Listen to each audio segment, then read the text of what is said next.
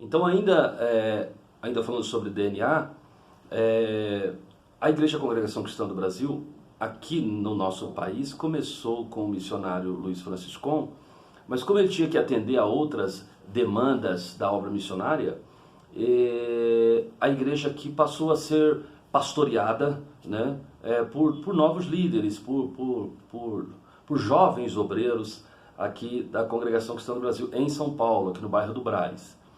E a família, ou as famílias que passaram a gerir a Igreja Congregação Cristã do Brasil, eram famílias de músicos, de pessoas voltadas à música.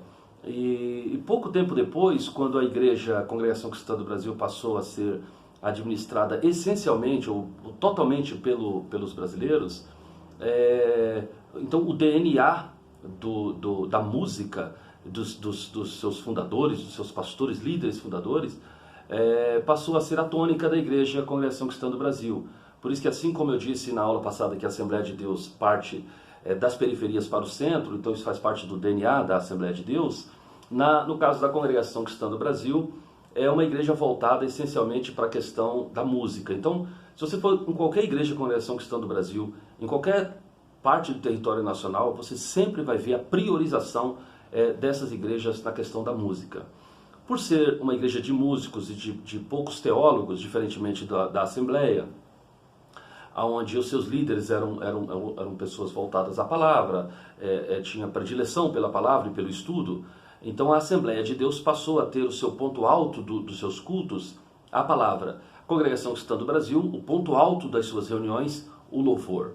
Então eles são, digamos assim, tem um pouco mais deficitários na questão da palavra, a congregação, ao ponto que a Assembleia de Deus ela é um pouco mais deficitária do ponto de vista da música. Não que a música da Assembleia de Deus ela seja deficitária, mas a música que eu digo assim, orquestras, a música de instrumental, mesmo que a Assembleia de Deus tenha bastante isso nas suas igrejas, mas em nada se compara com a capacidade que a Congregação Cristã do Brasil tem de cuidar dessa parte musical, ok?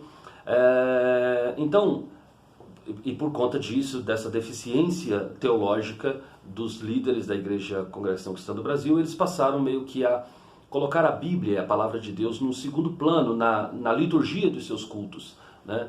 Então não tinha muitos pregadores, então Deus revelava para uma pessoa no momento a trazer uma palavra. Então isso acabou virando parte da liturgia da Congregação Cristã do Brasil, diferentemente da Assembleia, que é o ponto alto do culto. Por exemplo, se for num culto da Assembleia de Deus, você vai ver os pastores constantemente chamando as pessoas durante o louvor ao momento, anunciando ao momento principal do culto, que é o momento da palavra de Deus, né? Então isso faz parte do nosso DNA, ok?